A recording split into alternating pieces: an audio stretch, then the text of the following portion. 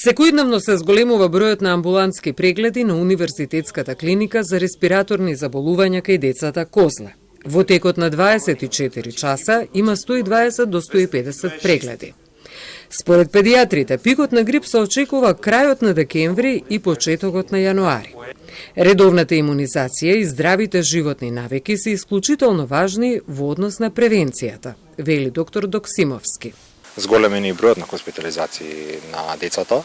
Повеќето се со вирози, со долно-респираторни инфекти, потешки, долно респираторни инфекти кои што и дел од нив побаруваат и кислородна поддршка. Сега, устари, месецов од 1 декември па до сега имаме пријавено 4 случаи на инфлуенца А кај децата. Тоа се 2 докажани амбулантски пациенти кои што ги тестираме одека со брзите тестови кај нас во нашата микробиолошка лабораторија, и 2 се хоспитално деца кои што се лекуваат хоспитално кај нас, и тие се докажани и со брзи тестови со ПСР метода.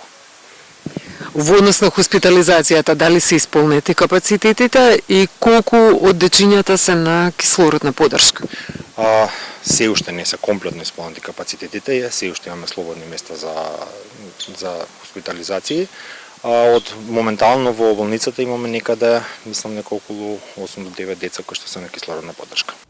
Во меѓувреме расте и бројот на прегледи кај возрастната популација со грипозна симптоматологија, со висока температура до 40 степени, гребење во грлото и главоболка, со општа слабост и омалаксаност. Тие што ги имаат симптомите да бидат внимателни, да избегнуваат контакти со деца и со постара популација, затоа што тие во овој период се и најранливите.